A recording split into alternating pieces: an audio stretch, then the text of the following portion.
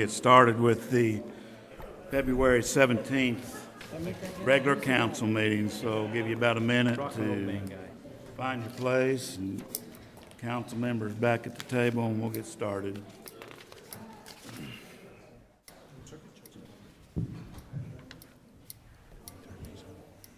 It should be on, I think. And you're certain? You're certain. Okay. I'm ready. Called order at 7 o'clock. We're going to go ahead and call the meeting to order at 7:06 this evening. I've asked Connor Jones to lead us in the invocation as we remain standing for the Pledge of Allegiance, please. Let's pray. Heavenly Father, we count it a privilege to be here this evening to discuss the affairs of our city.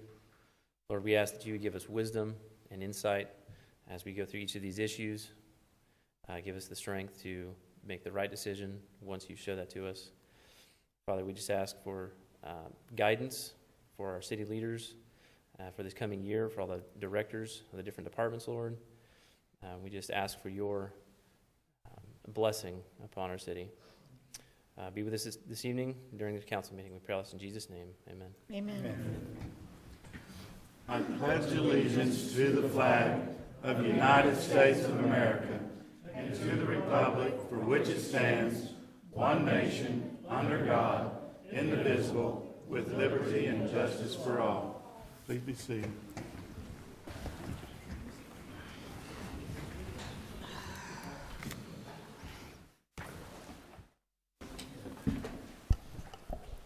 City Clerk, would you perform the roll call, please? Dean Bittner. Here. Connor Jones. Here. Keith Williams. Here. Eric Shine. Here. Lonnie Jones. Here. Kendall Stuckey. Here. Thomas Evers. Here. David Adams. Here. Mayor, we have quorum. Thank you. As you can see, we have two consent agenda items. The Lowell City Council meeting minutes from January 20th, and also the financial statement of January. Is there any further time that we need to questions or comments regarding either the last meeting's minutes or questions regarding the financial statement? If not, I'd entertain a motion to approve the consent agenda items, please. Mr. Mayor, I'd like to move that we approve the items on the consent agenda. Second. We have a motion by Keith Williams and a second by Connor Jones. All in favor say aye. Aye. Any opposed, nay.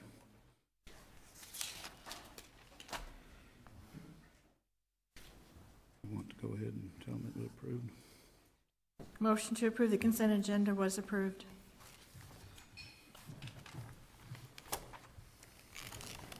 That brings us to public forum. We have one name on the public forum sheet tonight. If you'd like to come, Leon, please come and approach the council. This is for any non-agenda item that you'd like to make a comment on.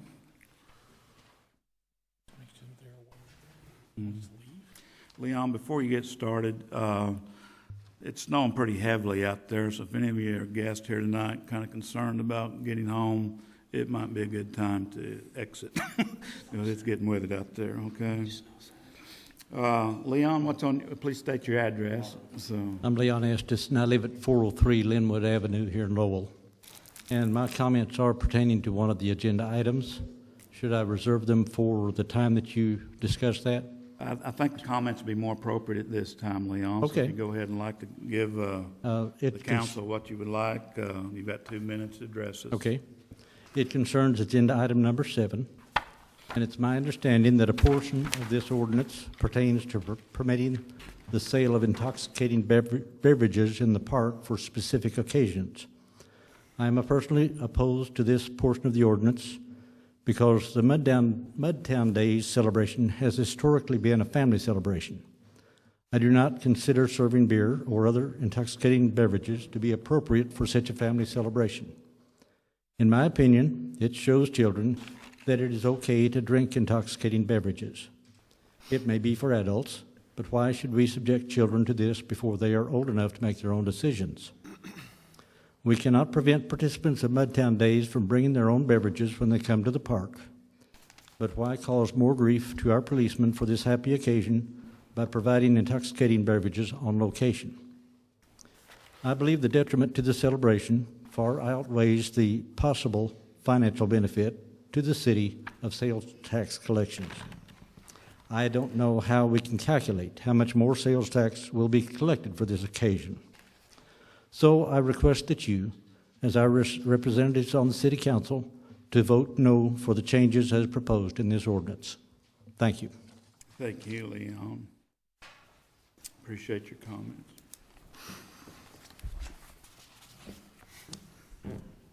Is there anyone else that did not sign that would like a last opportunity? Okay. That will end our public forum at 7:11. Okay, thank you. You're welcome.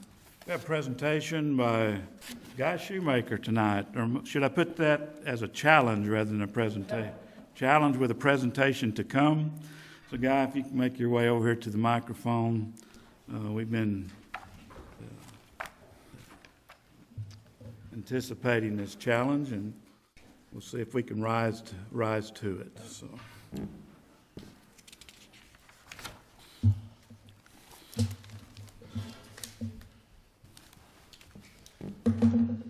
It's heck to be old when you got to wear glasses.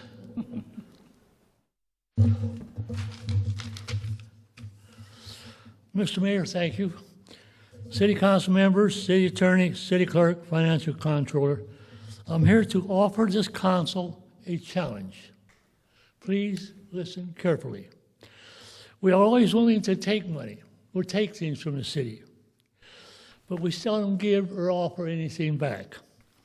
Therefore, I am willing to give the city $2,400 for the development of Wardendale Park, providing each of you contribute $200.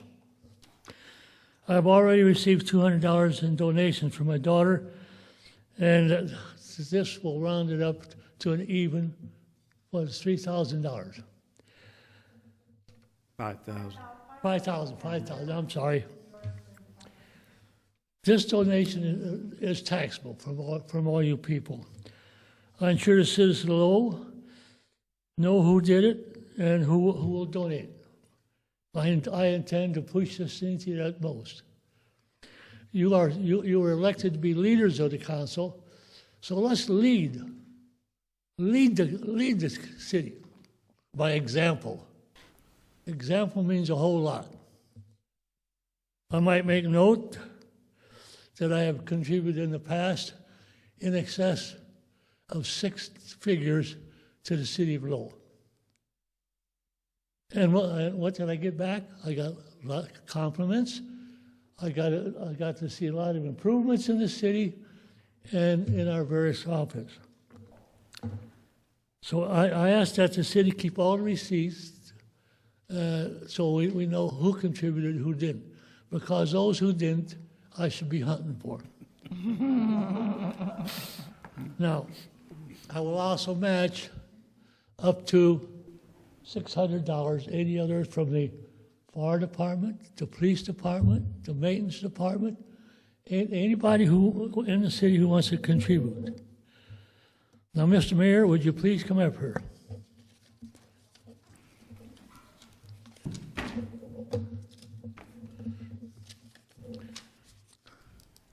I told my daughter she didn't have to contribute. She says, Dad, I've got to. Mr. Mayor, here's the $2,400 for my part. And here's the $200 from my daughter, who's, and if you look over there, you'll see 2 little boys. That's my interest in this city. I tell everybody, Lowell is my city. I own this city. I own it. And I want to take care of it, but I don't own it to the control that I control it. But it's something that I love. And every place I've been, I've always supported the city. I've supported the parks and the police and the fire departments. And if you check, you can check with the fire chief and the police chief here, and they'll tell you that in fact, I got a call one day from a gentleman, and he said, Mr. Shoemaker, we need a new garage door. I said, hell, they just put one on that damn thing, didn't they? And he said, yes, they did. But he says the cold air comes in. So I called the overhead door, and believe it or not, I jewed them down a little bit. I said, fellas, look, I'm going to pay for this. The city's not paying for this. It's coming out of my money. So give me a good deal. I did. I got it exceptionally well, and that's pretty much it. So, Mr. Mayor, I want to thank you. Now, you can't spend none of that until such time as everybody contributes. We got you. We got you. Thank you for the challenge, guys. We really appreciate it.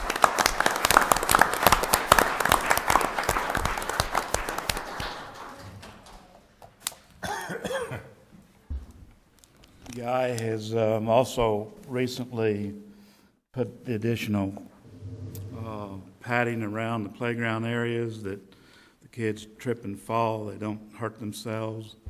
He's helped with new playground equipment. He's made a joined effort with the city on shrubbery and trees at Ward Now. And Guy, there's no question but what you love your city and you put your mouth where your heart is at. And I thank you very much for this challenge. I got a sneaky suspicion we'll match it dollar for dollar. So I'll get my check up here to Jerry Hudlow as soon as possible. So we intend to cash these checks. By the way, would you like to sign them? No, he did sign them. So, Guy, who'd I turn these over to? Finance Director. Jerry Hudlow. City clerk has these, Jerry. Mr. Mayor, I shouldn't have signed it because I don't have no money for none of you guys. Well, we do appreciate it, Guy. Thank you for that challenge, and we will see that every bit of it is used properly when we collect the other donations. Thank you very much. I believe that's got all of our presentations, right? Tonight we also have a proclamation very similar to the one last year on teen dating violence awareness and prevention. Tonight I would entertain just a motion that we continue to support it with a proclamation again for 2015. I think all of you are very aware of what it is supporting and the help that it does. So would I hear such a motion from some council member tonight to approve the support of this proclamation? So moved. We have a I'll second. first by Eric Shine. I'll second it. Second by Thomas Evers. All in favor, say aye. Aye. Thank you. Motion passes.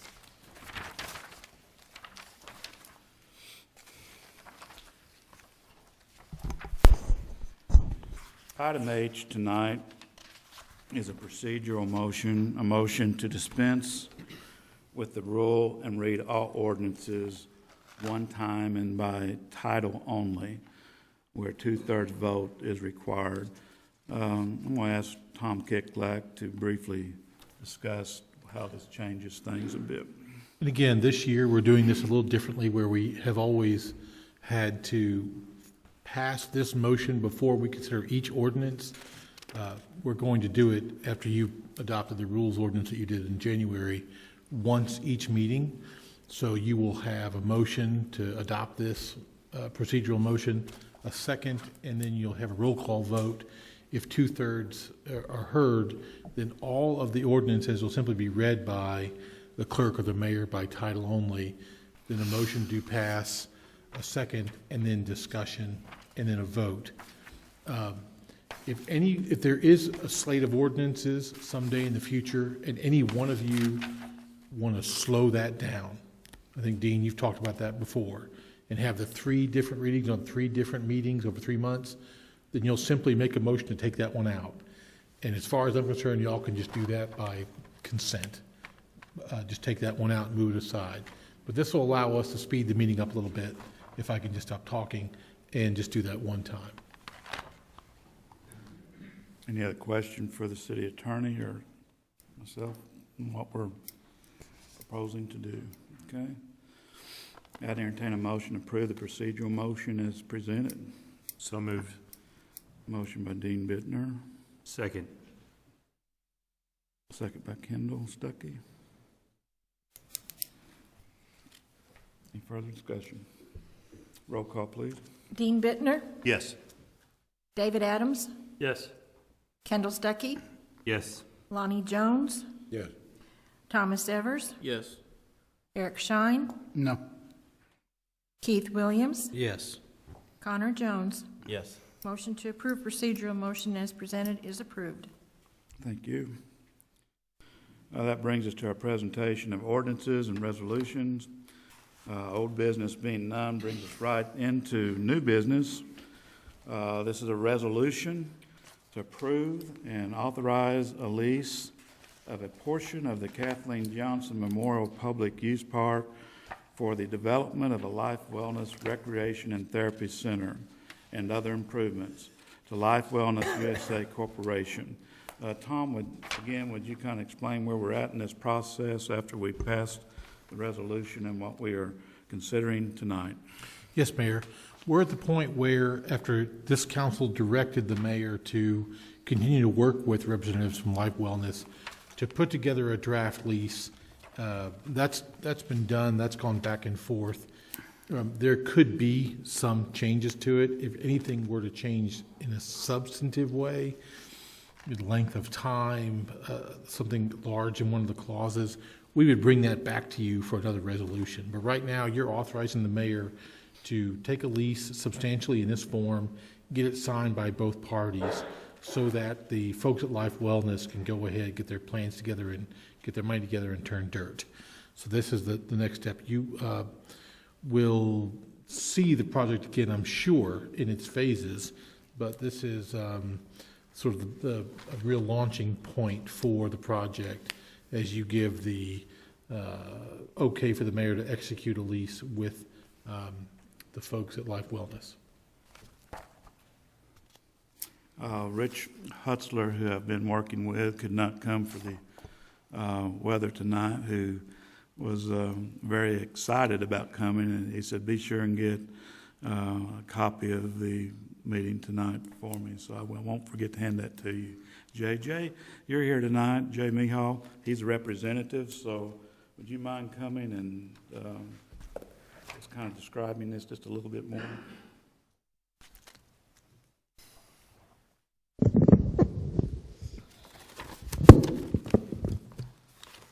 My name is Jay Mejia. I'm with Life Wellness USA. I'm sure you guys are well aware of what the project consists of at this point.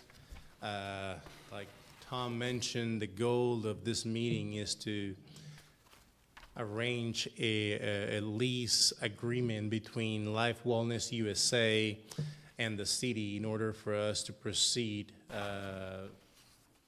with the financing and hiring the adequate consulting staff in order to start the process of construction for this project. I want to say thanks to the City Council and the Mayor for giving us the opportunity to work with them. We've been working on this for probably a year and a half now, if not more, with the city. I can see the light at the end of the tunnel. Originally, it was me who proposed that this project was here in Northwest Arkansas, and furthermore in the city of Lowell. So it's a great honor for us to be part of this project and what this eventually could be for the city as far as economic impact that it would lead to several other projects, hopefully bringing business, restaurants, hotels, and so forth. So again, if anybody has any questions regarding the project, where we stand right now is is literally using this document to secure our loan in order to get this project started. Jay, thank you very much. You might stay close, 'cause I feel as we get into this that you'll be called upon to answer some questions. So after hearing from our city attorney and some opening comments by representative of the company, we now have a resolution before us. Before we can discuss it, however, we need to entertain a motion to approve the resolution as presented. So do I have a motion to approve the resolution as presented? So moved. No discussion ahead of time? We have discussion right after we get a second. Tom? Second. Dean? We have a second by Keith. It's open for discussion, so. Not to pick on Tom's wording here, but in your speech, you called it a 250,000 square foot building. Here it says 195. Does that make a hill beans a difference? It's phase one. Yeah, the project literally will consist of what we're calling phase one and phase two at this time. Originally, we were gonna build the facility as just one phase. It makes more sense for us not to extend that period of construction. And during phase one, we will build what we call the courts, which consist of the basketball court, the volleyball courts, the indoor soccer, the therapy facility, and the common areas within the facility. Now, phase two, which would include an Olympic-sized pool and and water activities area, will be phase two. The goal of doing this, again, is just to getting used to the facility without an extended period of time of construction. Now, I believe the square footage mentioned in the documents is probably for phase one only. Okay. Well, it didn't specify there was a phase one or two that I read, but. Absolutely. And that will be clarified once we start finalizing the construction documents. We would have a solid total square footage that will be added to the lease for your review. Tom, I have a question. I know they're wanting to use this for procuring financial. Our city to the south has had a couple of facilities that have had some problems in the past, and it went back on the city. Will there will be any ties with us to their financial status? There's no relationship financially between the city and the company, Life Wellness. But Eric, I mean, you raise a great point in that, if they build the building and can't run the center, we'll be looking for someone to do that. At the very worst, it'll be like All-Star Arena where it shuts down every so often. Every couple of years it shuts down, right? And sits there, and we have to make sure that, just like a darkened Walmart, it'll be shuttered, and we've got to make sure that we can keep it safe, and we have someone who can help us keep it safe, if these folks are long gone. But as far as the books, and the money and the finances, no, there's no connection. Well, even more so, is the Jones Center for Families. When it finally went to a point where the city had to get involved, it was at a break point, and so I was, I'm concerned. Just looking at the concerns of, with this lease and them building the facility, will the facility itself be leveraged? Would there be a potential of losing anything? Not with our credit, no, sir. I mean, we No, can't I don't do mean that. our credit, I mean the actual physical location. Any liens on the property if? Well, he's got it written up that there can't be liens set up against the property, don't you, Tom? We can do that if we have to, yes, sir. I thought you already had it written the way I read it, so. Right, it is. We could under the lease do that if we had to, yes, sir. Mr. Mayor? Again, we own the property, so. New guy on the block. Recognize Lonnie. I understand that this would be turned over basically to the city in about 25 years, is that right? Yes, what it currently is, Lonnie, it's a 25-year lease with the ability to lease an additional With the 5 renewing, years. but as I understood it at the discussion, it would basically be turned over to the city Yes. when they finish. Yes. Have we looked at, or are we prepared to go from, say, let's say it happens at 25-year and one-day point. That means we have to be prepared, or the council at that time, prepared to take over the operation and the cost of a humongous facility. Payroll, operational costs, maintenance, buildings, swimming pools that have been operating and running for 25 years. We can't even operate our high schools for 25 years without having major maintenance. We would have to be prepared to assume a nightmare and take over the employees. Just think of the number of employees that would be in a facility that big in 25 years. The city would have to assume all of those employees in order to continue. Otherwise, it would just basically shut down and it would go kaput. I'm just wondering if we've looked ahead enough at things like that. Now, we thought about that as well. Now, the 25-year statement on the lease, that's something we've been offering to most cities. A lot of the cities that we've been working with has found that very appealing. Now, we would like to operate the facility until we cannot operate it anymore. Now, let's take a look at the worst case scenario. You're immediately looking at adding to the city's assets. I mean, you're looking at a $30 million building immediately in your assets. Now, at that point, you can decide whether you run that as a Life Wellness USA Center, which includes the basketball, the therapy, or you can profit out of it. You can make it a convention center, rent it for graduations. I mean, You're still talking about an enormous cost. that is correct. However, there's some asset available now. Now I'm saying if. I mean, we would like to operate this thing until we can.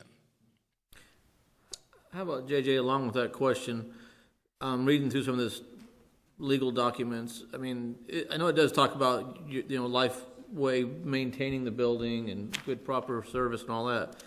Is there a provision built in there for, like, in 25 years, having us come in there as a city, whoever's here at that point, and like basically saying, okay, these are beyond their livelihood, and you've set aside monies that would actually pay for the replacement of a roof or furnaces, or is that factored in there? Especially on the thought that you might want to continue working it for 10 more years, 20 more years. So. Oh, well, we have within our budget a maintenance plans for the facility. So at any given time, the building would be serviceable or should be in good condition to turn over to the city or to another service provider, whoever wants to lease the facility and pay the city for it. And again, it's something that most cities have found appealing. Now, if the lease of the land for 25 years with a 5-year extension is not something that is appealing, we can extend that period if it's not. Or include some clause that pretty much guarantees that we are servicing the facility or maintaining the facility for it to be in good condition at the time comes. So that's something we can add to the lease if that's a concern. Mayor. Dean Bittner. Before the meeting started, I had an opportunity to visit with Mr. Mejia, and my biggest concern coming into this is that construction will be drawn out over a long period of time, that we might see them turn dirt and then come along a certain amount of the way, get the concrete done or whatever, and it would really drag on and on. And so during the conversation, I came to understand that once you actually turn dirt and start down that path, your hopes are to have phase 1 completed in 16 months, 18 months, something like that. And then phase 2 would begin very shortly thereafter. Am I correct about that? Is that right? Well, most likely, phase 1 and phase 2 will be going at the same time. It's literally one project. We're calling it phase 1 and phase 2 because most likely we want to have the facility running before the pool side is done, because we anticipate the construction time or period for phase 1 to last it's a shorter period than the entire.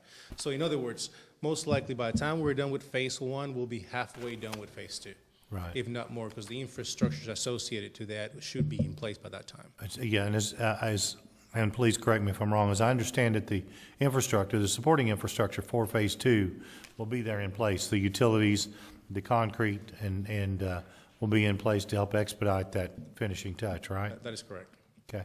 And if I may, to continue on Mr. Jones's thought, and certainly I agree with you. I wonder where we'll be in 25 years. But, you know, I look back and I wonder where we were 25 years ago. And, you know, what I know is that when I was a kid in high school, Lowell was a wide spot, and you did everything you could to go around it because Chief Harmon would write you a ticket. So, you know, I've got to wonder, where will this city be in 25 years?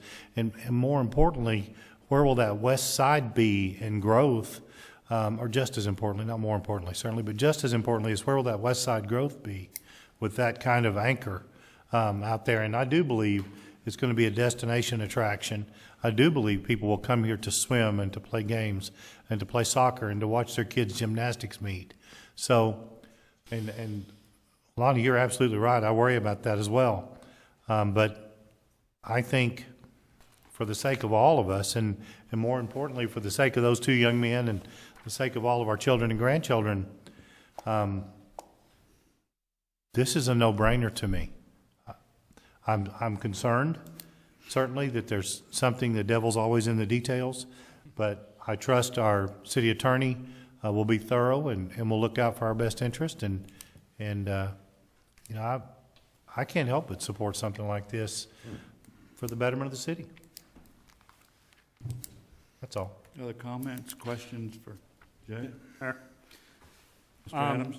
Looking through the contract piece, you know, it doesn't really state any dates. I'd like to make the point that I am very excited about the project. This would be a great thing for the city of Lowell, it really would. But to kind of help ensure that this thing keeps moving forward, I don't see any time frames as far as securing the financing or when the construction is going to be done. I know we have hopes of when it will be done, but I'm wondering, can we work something in there to talk more about the time frame? Especially the securing of the financing, just to kind of make sure that... Well, part of the financing is secured by the contracts that Life Wellness is in the process of gathering and doing, because that is, they can't lease, they can't borrow money on the property because the property belongs to the city. So it's these leases that they are involved with, these contracts with these ball clubs, with the veterans program that they're involved in.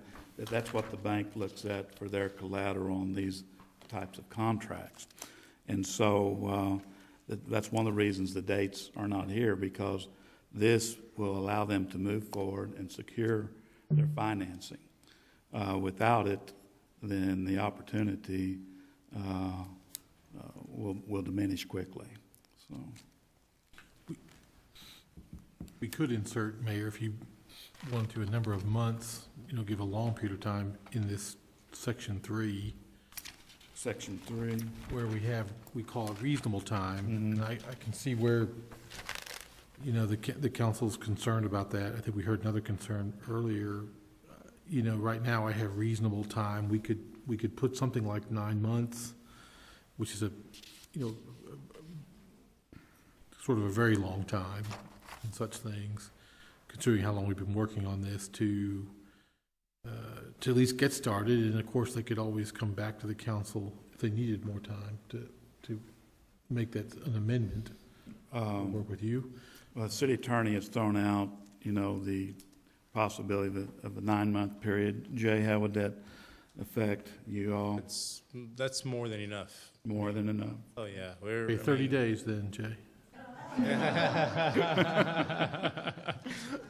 We'll move if that's what it takes. We can make it happen. Is that all right with you? Is 9 months? Yeah, as long as there's just kind of a period in there, so we're saying by this time the finances will be secured, and we know the project is moving forward, just so it's not out there floundering for. Yeah, I don't For think the land to be available if other projects came by. Of course, I know it's very difficult, you know, to look at these documents and absorb them all. You know, as this project has come to maturity, to where we're looking at the lease tonight, like Jay had mentioned, it's been in a process for about 1.5 years now. There's been hundreds of emails, hundreds of phone calls, hundreds of meetings. We have tried to look at every eventuality of some of the things you addressed, Lonnie, and those are very valid questions, and that's upon my mind as well. The thing that I finally came to a conclusion on that was that I've got to believe 25, 30 years from now, if a project like this were to go into default of some nature, that those sitting on this council would be intelligent enough to find someone to lease that facility or figure out how to run that facility in a way that it was not a financial burden to the city. And of course, we live in uncertain times. You know, we live in a climate that the economy can be shaken, but that's one of the things in the crystal ball that we just don't know. It's one of those things that we could speculate for hours and weeks and months whether or not things like that would happen. I've got to believe, for the sake of the generations that would be able to utilize this, that those same generations that would use this facility and come up within our city, that the future councils and the mayor and those involved in planning would have an alternate plan in place. Of course, I assure you, that's the last thing that Life Wellness would want to have, and that's certainly not the end goal, but it is certainly a good question, and I'd like to try to relieve your concerns about that, Lonnie. I think that the future will show that it was a good decision if we move forward with this. I've just got to believe that for the sake of our city. So, any other questions? I mean, we can discuss this as long as y'all would like. That's how important I really feel that this lease Mayor, is that we're if I looking at. could, just maybe one last question. Yes, Thomas. I wanted to ask Jay, how is the facility, was it Flagstaff that you guys had procured some land and were doing it there? How's that coming along? Is pretty much, it was ahead of this. Our only concern in Flagstaff is our contact in Flagstaff is associated with a lot of the Major League Baseball teams. I don't know if you're familiar, but they do a lot of spring training in Flagstaff because of the altitude. Well, the land the city secured for us is close to an observatory. So we're having to deal with dark sky compliance codes as for the outdoor lighting. So that's our only holdback right now as far as the land, the location of the land that the city allocated for us. But right now we're working with some lighting sales reps regarding the dark sky compliance codes that they have there and try to meet all the observatory's requirements. It shouldn't be an issue right now. It's just increasing the cost associated to lighting, for the outdoor lighting, because the more these fixtures that we use, the more restrictions that we have as far as like dark sky compliance, the more fixtures that we need. In other words, instead of using 50 fixtures, we need 100 now or more. So that's where we at with Flagstaff right now. So, but are we actually turning ground out there, or you guys? No, because we can only submit one package at a time as far as the financing side. So we just submitted this package. The only thing missing right now is the lease agreement and another contract. Once those are submitted, the financing for this facility comes in. Right after that comes the other one, the Flagstaff one. Okay. So, but ideally, we were going to do it. We were going to submit the Flagstaff first and then this one, but this one went first just because of the land that we got secure.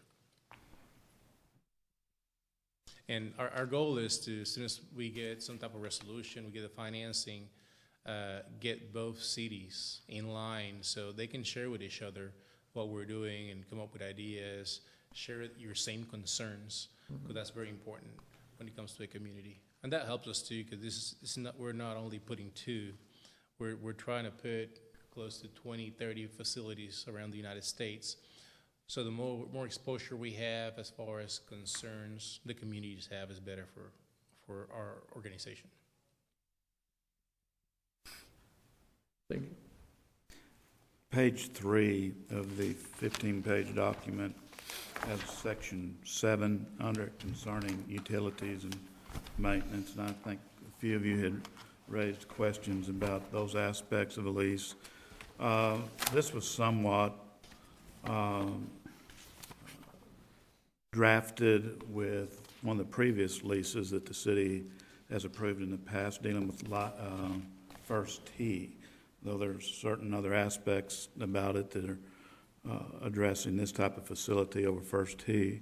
But to be very clear, they're responsible for all their bills, every single bill, taxes, or whatever is incurred by this organization, they are responsible for. Section 7 points that out.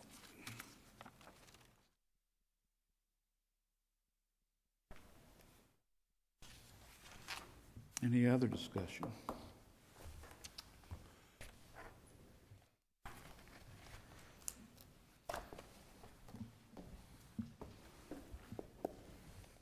Mayor, just to make sure I understand, so Tom, you are going to add the 9-month clause Yes, sir. to basically that would be the time they would have to start construction? Is that how that's being worded?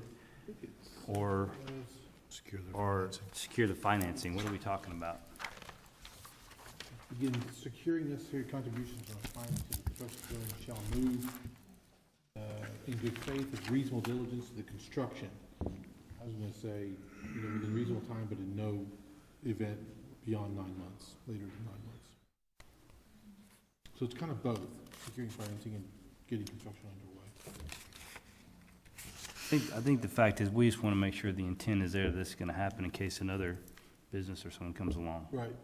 And it's available if another facility wants to try to get in there. Okay.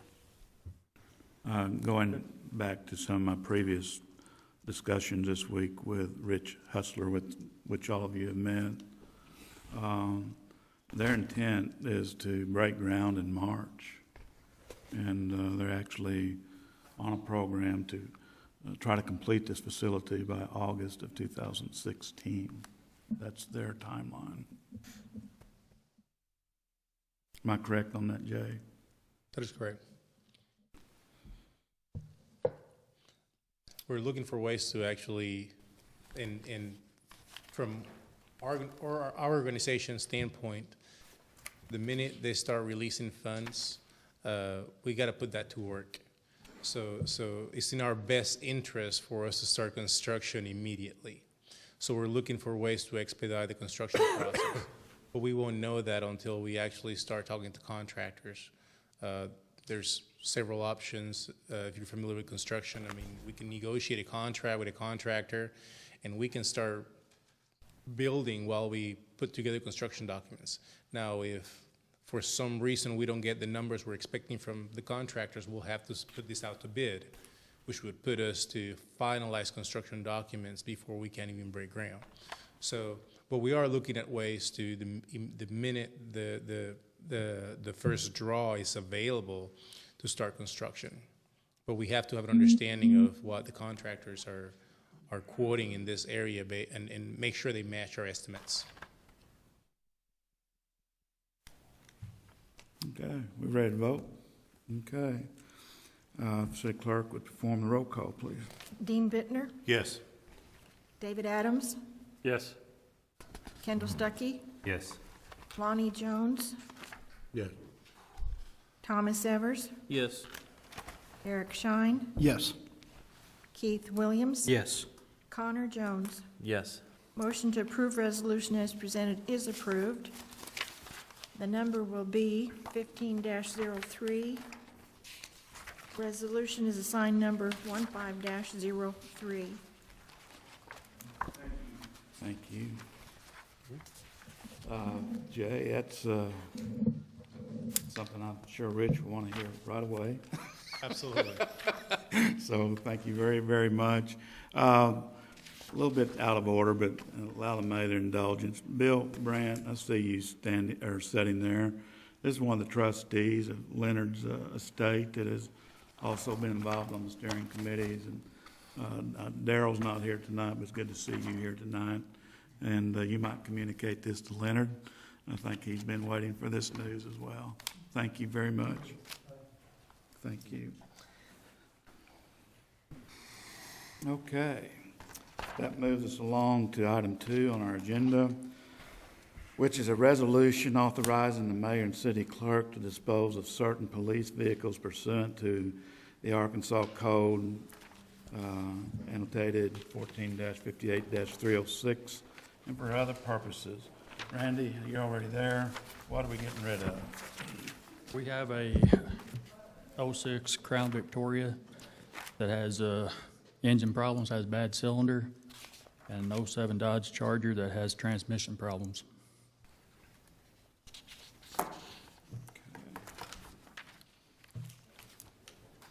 Can I hear a motion for this resolution? I'll move that we approve this resolution as written. Kendall, we have a second? I'll second. Second by Thomas Evers. Any further discussion? Roll call, please. Connor Jones, Yes. Thomas Evers, Yes. Eric Shine, Yes. David Adams, Yes. Keith Williams. Yes. Bonnie Jones, Yes. Dean Bittner, Yes. Kendall Stuckey. Yes. Motion to approve resolution as presented is approved. Resolution is assigned 15-04, number 15-04. Thank you. Next resolution is appropriating funding for payment of cabling services. Eric Seifried, could you explain why this is on the agenda tonight? These were services performed in November and December of last year. We just didn't get the invoice until January. It was already budgeted for last year. I'd entertain a motion to approve the resolution. Mr. Mayor, I move that we approve the resolution as presented. Thank you, Connor. Second by Dean. No further discussion? Roll call, please. Can I ask one Okay, question? we have- I'm just curious, Eric, were they just in all the buildings in general? Was it specific to one project, or what was this? Fire department and police department related to access control. Okay. Power distribution units, wiring, 1,200-pound mag locks, keypads, prox keys. Okay. Any other discussion, question? Roll call, please. Keith Williams, Yes. David Adams, Yes. Connor Jones, Yes. Eric Shine, Yes. Dean Bittner, Yes, ma'am. Thomas Evers, Yes. Kendall Stuckey. Yes. Lonnie Jones. Yes. Motion to approve resolution as presented is approved. The resolution is assigned 15-05, resolution number 15-05. Thank you. Resolution appropriating funding for permit tech/secretary in the Building Services Department. Matt Bailey, you're here tonight. Would you please come and available for council and explain why we're needing this position? The person we currently have in that position's off on medical leave for extended amount of time. We need to get somebody in there to be able to deal with the people, customers coming in, phone calls coming in, things like that. Mr. Mayor, is this a permanent position moving forward? Yes, it would be. Yes. Would be. You have a motion that we can discuss this? I'll move. The resolution? Kendall Kendall Stuckey, I'll second it. Evers. second by Thomas Evers. Any other questions for Matt or any discussion between us? Matt, when your other original employee comes back from medical leave, will you have 2 secretaries, and will that be enough? Is there enough work to keep 2 of them busy? There is, not for the month of February, which is historically the slowest month, but there will be enough work if I did have 2 people there that I could keep them busy.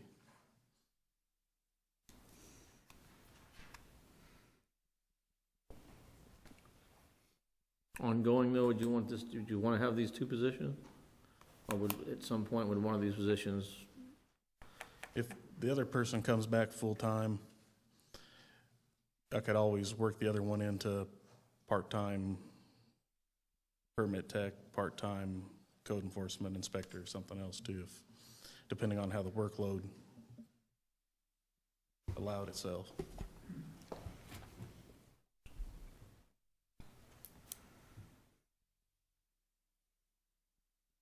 The other positions I have currently now, I'm trying to make them all more multifaceted and stuff too, so that everyone can cover everything. So, but that involves a lot of sending people out for classes and stuff too, which takes more people away from the office. Which just makes the problem worse in the meantime. I wish, I'm sorry, Mayor. Yes, Dean. And Matt, I'm not chastising you certainly, but I wish we had considered this position in the budget. But at the time of the budget, these circumstances did not exist that have created the need, Dean, or we would have. Okay. They have developed I see. since passage of the budget. Do you anticipate your other employee returning? She would like to return. Sure. Her situation's Certainly. not good, so she's, you know, hoping for prayers and miracles and stuff too, so. Bottom line is the work needs to be done. Yeah. You know, I think we can fund it for this year, and then either at the end of the year, if the original employee comes back, look at reassigning this person, or if the work continues to be there, then keep them in your department. But the work needs to be done.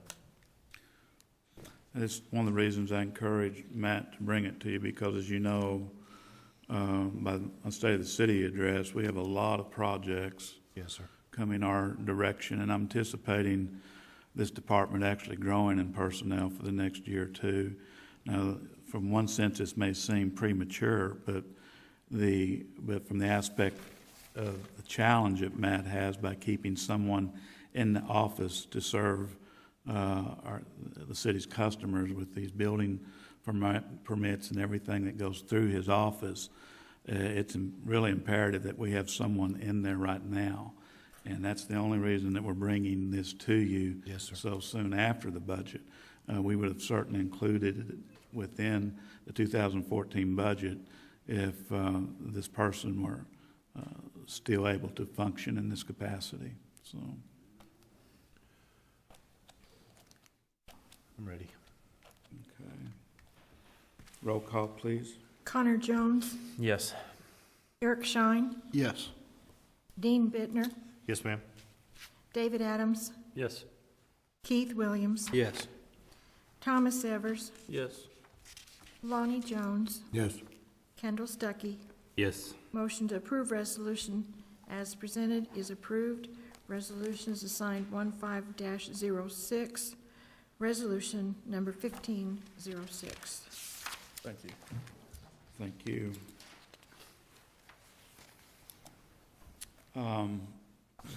Just for clarification from executive side of things, do you want this individual being hired with disclosure that they may shift in responsibilities at the end of a year? If y'all are going to visit this during the 2016 budget, it's only fair to let that individual know that her job description may change at that time. So I'd like to have some direction from the council on that, so I can be sure. I think it would be fair to tell her that her job description may change. Certainly, Mayor, we'll expect you to lead that decision-making, but no reduction in salary, irrespective of what her job changes to, or his job changes to, doesn't matter, he or she. Well, my point is I would not want to hire someone, neither would Matt, without them knowing that, you know, at 9 months or a year, that we were going to redirect them in another area. Because that may not be something that this person would be interested in. Sure. And there's a lot of applicants out there that might want to pull their application if that were true. So we want to be very upfront with this individual when we do hire them or select them. You know, if in 9 months the work wasn't there for them, I mean, we would definitely not want to pay somebody to theoretically twiddle their thumbs. And I don't think that that will be an eventuality, but I do need clarification on from the council exactly how we need to hire this person with that understanding. I think my position would be that to hire them with the understanding that if the workload is not there, in lieu of dismissing them, we will reassign them to another task with no reduction in salary. Okay. Mr. Mayor, I would trust your discretion in that matter. Absolutely. Okay, well, thank you very much. Okay, that brings us to item 5 on our agenda tonight, which is appropriating funding for payment of a 72-inch cut mower for the Razorback Greenway that's scheduled to open in May. So, should have a motion on that. Mr. Mayor, I'll move that we discuss this resolution. Okay. Motion by Kendall. Jim, you might as well make your way up here. Discuss. Second by anyone? That's what we're doing, right? Yes. You pass. Adams. You pass, okay. Second. Okay. David Adams? Okay, open discussion. Why do we need this mower, Jim? Well, it's budgeted for last year, and about the same thing happened as the invoice didn't come in until January. We actually purchased this last year in October, and during the budget time, the invoice, we didn't receive it. It slipped through my hands, not following up on it, but during the budget time, we just got the invoice in this month. Okay. Thank you, Jim. Roll call, please. Thomas Evers? Yes. Eric Schein? Yes. Dean Bittner? Yes. David Adams? Yes. Keith Williams? Yes. Lonnie Jones? Yes. Kendall Stuckey? Yes. Connor Jones? Yes. Motion to approve resolution as presented is approved. Resolution is assigned, I believe it'll be 1507. Yes. 15-07, number 1507. Okay, thank you. Moving right along, a resolution of the City of Lowell, Arkansas, certifying local government endorsement of business to participate in the tax back program is authorized by Section 15-4, 2706D of the Consolidated Incentive Act of 2003. Chris Sullivan, come and explain what we're doing with this resolution, please.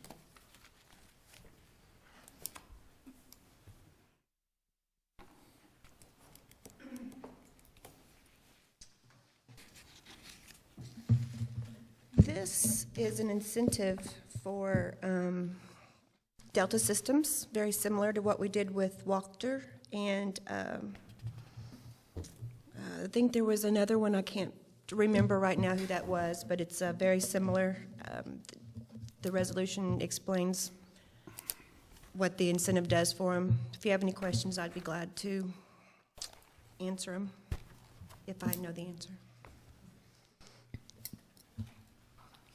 It's pretty basic. We've done it before. Entertain a motion to discuss the resolution. So moved. Second. Motion by Dean Bittner and a second by who? Keith Williams. Any questions for Chris concerning his tax back programs?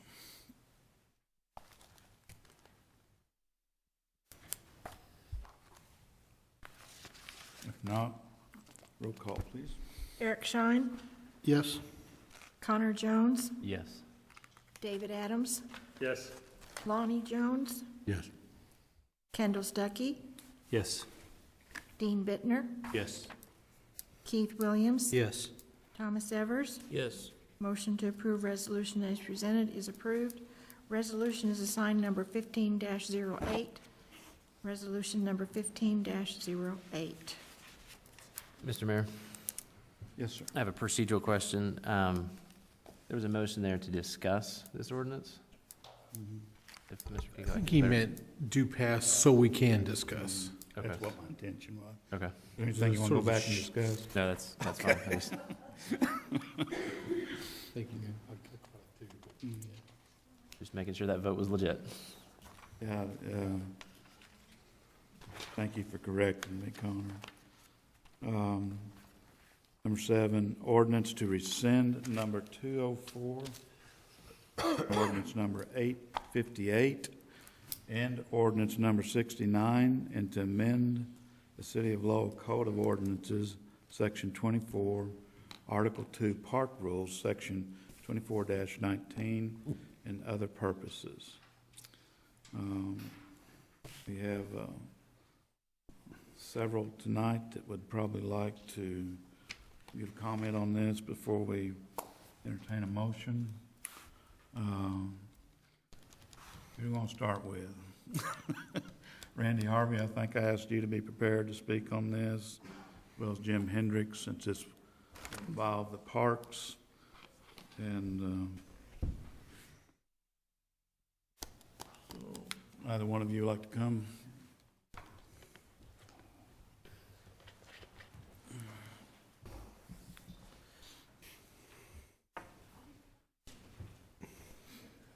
You can go first, Jim. How's this ordinance going to affect your department? Well, it's going to remain to see. I just need to see the plans. I hadn't been really involved in the committee meeting. I guess I need to come and see what actually is going on. I think Sean has kind of been heading this up a little more. He's out right now, so I need y'all to just kind of fill me in on what y'all want to see out in the park. Randy, what kind of effects will this have on your department? I'd probably just have to sign a couple officers to work out there full-time, and I made a recommendation that they had a fenced-in area, just one way in, one way out, and they had their own security people there checking IDs and stuff, and they was responsible for that, so. Okay, thank you. Oh, I would entertain a motion to, okay, what do we got? Suspend the rule? No? What we got? Just do pass. Okay. Before you start the council discussion? No. So we're with, Just as we've done Since you've before. already suspended the rule, you just Yeah. entertain a motion to pass. Right. Get a second and have discussion. motion to do. Yes. Mr. Mayor, I'll move a do pass. Second. Motion by Kendall Stuckey. Do pass. Second by Second by who? Bittner. Dean Bittner. Thank you. So discussion on the ordinance is open. Do y'all want to hear more public comment from the Yes, public absolutely. itself first? Okay. Yes. We have. Okay, Ronnie, would you please state your name and address? Ronnie Breland, 315 Links Drive, apartment 201. If it would please the council, I would ask for 2 minutes additional time. If you would so please allow me to, and I please entertain a motion and pass it. I would deeply appreciate it. So if you would entertain a motion and please pass it. You've used a minute asking for 2 minutes, Ronnie. I mean, Just 2 extra why minutes. don't you just go ahead and I'm sure they'll indulge. Okay. On the very first ordinance, according to the city attorney, it takes a 5-3 vote. The only ones that voted against it was Councilman Avers, Councilman Lassiter, and myself.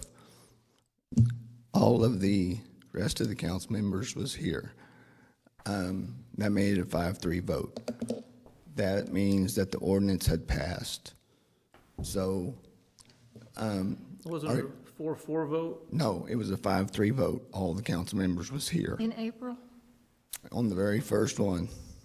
Okay. So that passed that very first ordinance that come about. So So are you rescinding that ordinance? Because it, I've got it all wrote down here. At the last ordinance meeting that they held, there was stipulations that a council member said that they would like to have a 7-1 vote, but they would settle for 6-2. But I see this thing has changed quite a bit, except for the heading. But my question is, do you want to change it, being it's already passed? Because it did pass on the very first reading with a 5-3 vote. And the city attorney says that's all it takes is a 5 to pass it, and it did. So that's up to you, council members. If you look at your very first one that was read, it did pass, even though it said it didn't. It did pass. So Don't engage. Don't engage. that's a question for you. I wrote down just about all the notes from the ordinance committee meeting that we had. And that's why I'm asking you if you want to. And also, I've got just about everything that was said there. Like I said, they wanted a 7-1 vote, but they settled for a 6-2 at this meeting. So, but that's but I did ask for it to go to the citizens for a vote. They didn't want it to. However, contacted people, and there is a petition floating out there for this, just to let you know. I know it's got to go to the courthouse and everything, be notarized. So if you want to pass it, pass it. If you're going to rescind it, otherwise the first one has passed. So it's up to you. Thank you for your time. Thank you, Ronnie. Any other public comment on this ordinance tonight?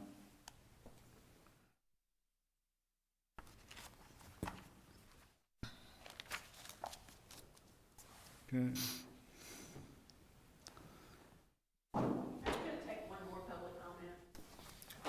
You just missed the cutoff. It's been closed. The chair recognizes Linda Vanoy. Go up there. We're not going to listen. Say that. Say that again now that she's close to you, Thomas. Yeah, now that I'm posting it. Linda Vanoy, 505 Ash, Lowell, Arkansas. This ordinance was very carefully thought out by several citizens that showed up for the ordinance committee. And I think what we're trying to come up with is a good compromise to try this for 1 year and see what happens. I think this ordinance having a sunset clause in it allows us to test drive it. If we don't like it after the first year, there's nothing that says it has to go forward. But I think the citizens, what they did is I think they elected a council to do their job. And part of that job is to listen to every citizen, and especially the ones that are showing up here. I know you get a lot of calls for people who don't want to be in the public spotlight, but please consider the fact that when you're appointing the people to the ordinance committee, you're asking them to bring forth resolutions to you. Please know that that is what we did. Thank you. Mr. Mayor, may I ask a question? Yes, sir. It's really directed towards Tom. I'm looking at this little table determining majority and 2/3. Is this a majority vote or a 2/3 vote? It's a majority vote to pass the ordinance. Okay, thank you. Mayor, I have, when you're ready, I have some points to make regarding the ordinance. We need to make a motion now to. I think there's a We've already There's already a due pass motion on the floor. discussion. We're still in discussion. I did receive several calls and emails as this particular council meeting with this issue tonight. One of the citizens did want me to read their email to you tonight, so I'm obligated to do that. Dear Mr. Mayor, Mudtown Days has always been a local family event enjoyed by many. As noted in today's Northwest Arkansas newspaper, the city is once again proposing to sell the sale of alcohol in the park during Mudtown Days. I'm as far from being a Bible-thumping, what is that word, Tom? You've been? Bible-thumping curmudgeon prude. Okay. As one can get. However, I am firmly against this proposal. Our society has enough problems with drugs and alcohol without exposing our youth to situations like serving alcohol at a family event. I am not in town. However, if I were to be, rest assured I would be at tonight's meeting expressing my opinion against this proposal. Best regards, Glenn Jones. There's a letter from the city clerk.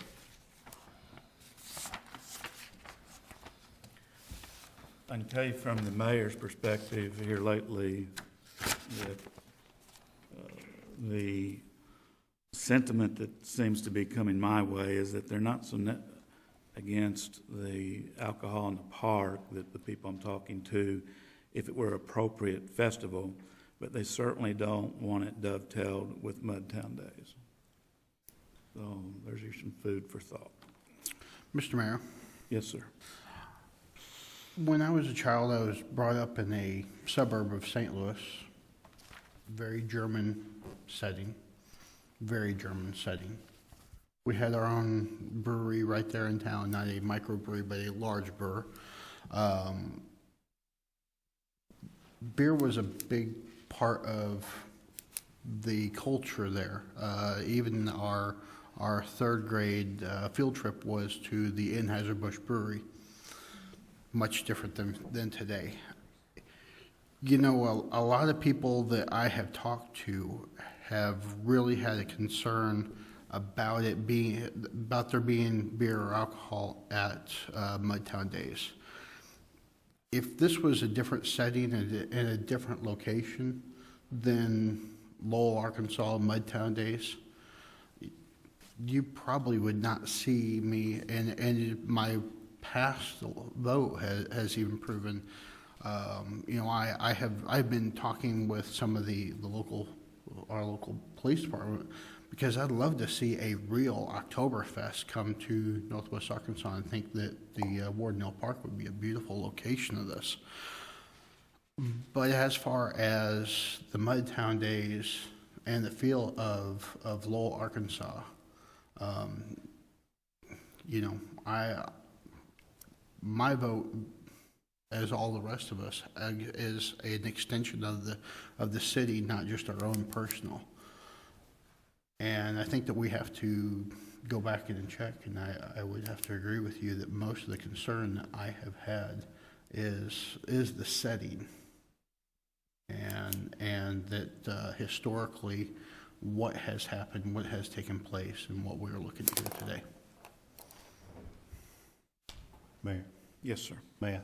Yes, sir. Number of points here to kind of encompass what I've heard. Firstly, there is no more publicized phone number in the world than mine. I mean, it's everywhere. I had the same number for 15 or 20 years, and I've gotten not one phone call against it. Not one. Not an email. I've spoken to bukus of people in my neighborhood, even some of the most conservative, devout Christian folks in the world in my neighborhood. And they've all said, you know what? Under those parameters, I'm for it. With that said, I think a lot of the times the way things are presented, if I were to say to you, how do you feel about beer in the park? Well, then obviously you're going to say no. Well, now wait a minute. What about beer in the park only 2 days a year? Man, I don't know. Well, what about beer in the park in a controlled environment like a beer garden that's monitored by police? Well, you know, maybe that wouldn't be too bad. Well, what about only from 5 to midnight, 2 nights out of the year at Mudtown Days? in a controlled environment, heavily monitored by police. Well, you know, that'd be all right. So how you sell the thing is everything. And I feel like that you can skew the information, certainly not advocating that anyone has, but depending on how you present the information makes it more or less palatable. It's not just about money and taxes. It's about building an event. It's not just about getting liquored up. It's about drawing people to our city, improving the festival, 2 nights of music instead of 1. An amateur night on Friday night and hired bands on Saturday. Crawfish, chili, shrimp, whatever, barbecue, both nights. You know, I'm advocating, folks, in this ordinance that we only entertain the sale of alcohol and wine from 5 to midnight. So that means from 8 a.m. in the morning when it starts with the parade on Saturday or whatever we do on Friday until 5 p.m. there'll be no alcohol sold. Now, if you don't think there's alcohol out there now, you're mistaken, because there is, certainly. So it's far more than sales tax and those kinds of things. It's about building an event. Every city in the region that has any kind of event of any size has a beer garden. So, and the emails will verify that minimal problems, if any, in any of those events, and yet they've been hugely popular and hugely successful. And they will continue to be. You know, people talk about you don't want to have beer next to your 3-year-old while you enjoy the festivities. Well, then those people probably don't go to a Naturals ball game either, or a Razorback ball game. A college, an institution of higher learning, and you're selling beer? Oh my goodness. You know, what it comes down to, folks, is this ordinance has a sunset. If it doesn't work once, we don't do it again. How about that? What's so wrong with trying something new? I'm not asking you all to go get liquored up and jump in the lake. I'm asking you to allow people to have a cold beer with their crawfish and their shrimp and their chili. What's wrong with that? You don't like it. They do. Is it your park? No, it's our park. Let's go a step further. Core Brewing Company, a good friend, Jesse Core, has absolutely made it very clear to me that they will lead the charge on this deal. Jesse is a very, very generous person. There's no telling what he'll do for this city. I can tell you that 2 years ago, Jesse Core came to this city and made the rounds with Mayor and myself, looking at potential sites to put his distillery in, to build his microbrewery. At the time, we couldn't do it because Benton County was dry. Let me close with this. No, let me finish this segment with this. Share the park. We're asking you to allow the sale of beer and wine in a controlled environment with a heavy police presence from 5 to midnight, 2 nights. That's 14 hours. You can have the other 8,794 hours out of the year when beer and wine is prohibited. 363 days out of the year, it won't be sold at all. All I'm asking you is to allow this festival an opportunity to succeed, give us an opportunity to build momentum, to pay for the carnival, to improve the festival, and to build this little town.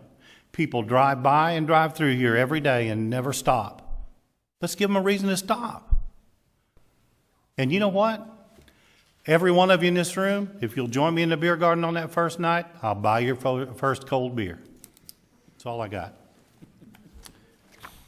Mr. Mayor? Yes, sir. I just want to, not to correct Dean, but it actually states from 6 to 12, not 5 to 12. So it would only be 12 hours of beer being sold versus 14, for the record. Okay. Thank you. Mm-hmm. 6 to 12.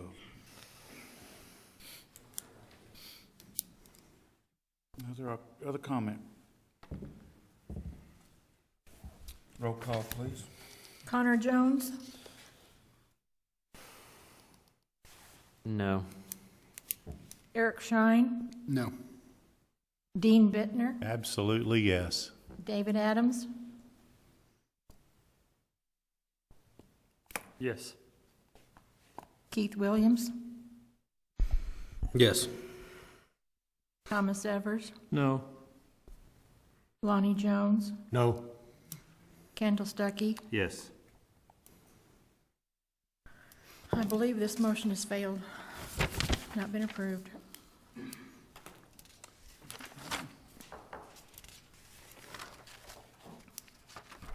That brings us to item 8.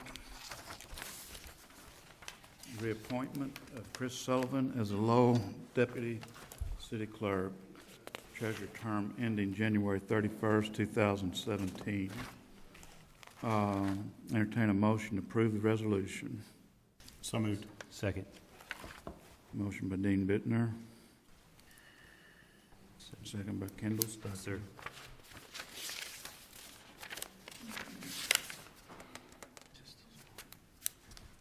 Any further discussion? She fills in for Liz when Liz is unavailable. Roll call, please. Lonnie Jones, Yes. Keith Williams, Yes. Dean Bittner, Yes. Connor Jones, Yes. Kendall Stuckey, Yes. Eric Shine, Yes. David Adams, Yes. Thomas Evers. Yes. Motion to approve reappointment of Chris Sullivan as presented is approved. Congratulations, Chris. Committee reports. Dean, would you like to report on your last? Yes, sir. We did meet, the ordinance committee met and discussed the beer and wine sales in the park. And I would ask that we reconvene in the very near future to discuss a couple of issues, one of which specifically is an advertising and promotions tax, hotel motel tax, if you will. I'd like to discuss that. And then also, I would like to bring forth a resolution to allow Nationwide in here to offer a 457B supplemental retirement plan. There have been several employees that have come and asked me to bring that back. I know that Fran Walker was here and made a presentation to us about a year ago, and these folks want to participate in a 457B through Nationwide, and I think it's important that we do that. So we'll schedule, if you will, join me right here after the meeting's over. Let's schedule the next ordinance committee meeting where we will discuss hotel motel tax for advertising and promotion purposes, and then also to discuss the 457B and supplemental retirement options through Nationwide. That's all I've got, Mayor. Dean, thank you. One of the things that, if you were here during the Roberts and Rolls presentation by Mitch Wright, who did such a good job, was that one of the things that we have been doing in the past as a council that we need to change is that when one of you as a council member has a issue that you would like to take to the ordinance committee, that ordinance committee needs to be reconvened and established for each of those times. So, Dean, you're wanting to discuss two different things at the ordinance committee. We actually need a motion to discuss both of those issues and charge the committee to do that. And a time needs to be established before the end of the meeting for the public record. We have been practicing that differently, but this will bring us into better alignment with state law. And I think Tom would probably agree with that. What do you think? Sounds good, Mayor. Sounds good. Okay. So we need a motion by someone, a second, to take those two items to. Mayor, I move that, I'm sorry, may I? You might want to discuss a date too at the same time, so don't come in the form of two different motions. Right. I move that the ordinance committee convene on Wednesday, March 4th at 6 p.m. here in council chambers to discuss Nationwide 457B for our city employees and the advertising promotions tax, also known as the hotel motel tax. I'll second it. A second by Thomas Evers. All in favor say aye. Aye. Any opposed, like sign. Nay. Okay, we'll have one nay. Eric Shine. Thank you, and I think that'll put us in better order. Wednesday. And we will begin to practice that procedure this year. Announcements, McClure Phase 1. How many came in on McClure tonight? I did. I'm glad to see it finally paved. They are ahead of schedule. The only thing that they like on that is striping it. And we actually have Phase 2 bid opening scheduled for March 5th, just around the corner in a couple of weeks. So we're anticipating several bids on that, and hopefully that'll come in at a good price point for us. I've already mentioned tonight the report of Robert's Rules and Parliamentary Procedure training held February 4th. We had probably 25 people from the city and other neighboring cities, newly elected people that got in on that. That was very informative, and I appreciated Mitch coming and doing that so much with us. We have the Dixieland Sewer Extension bid opening coming up February 27th. I commented on this on my State of the City address, and so we're looking forward to that as well. Item E, Liz, would you like to take that, please? The Lowell Historical Museum will be having their annual Easter egg hunt Saturday, April 4th. I believe it'll be 2 o'clock in the afternoon. We'll schedule about 3,000 eggs to be filled and prizes be given to the kids who come out and get those eggs. Is that Saturday or Sunday? It'll be a Saturday before Easter on Sunday. Okay. If anyone wants to donate Easter eggs, please see me. We also have a grant that was recently approved, Greening of Arkansas, $1,500 grant for park equipment with Guy Shoemaker and Francis Wage match of $1,000. It'll be a total of $2,500 for trees at Wardnell Park, so that is great. Also, a grant approved for police department radios of $7,800. Randy, what kind of cameras, how many of those cameras did we get?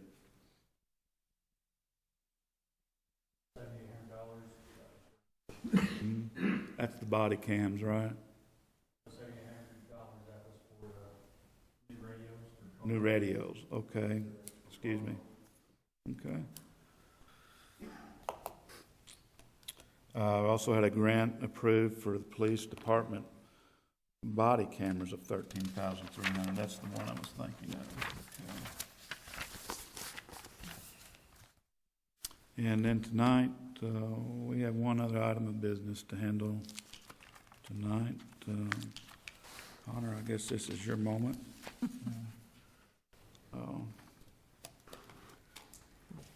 Connor Jones has given me his letter of resignation today. It is with great regret that I write to you to give notice of my resignation from my position as Alderman, Ward 2, Position 2, Lowell, Arkansas. Due to an employment promotion and necessary relocation, I will no longer be able to serve in this position. Please accept my resignation effective February 28, 2015. I would like to present for consideration to the Mayor and Council, Mr. Brian Aguiar, 510 Ann Avenue, Lowell, Arkansas, 72745, to be my successor by appointment. I would like to express my gratefulness for the confidence the council placed in me in my previous appointment to this position. I'm also deeply honored that my fellow constituents chose to extend my time of service in the recent election. I leave with the utmost respect for the mayor, fellow council members, and all the fine men and women who make this city such a great place to live. My hope and prayer is for the continued growth and success of the city and its leadership. I look forward to hearing many great things about Lowell in the future.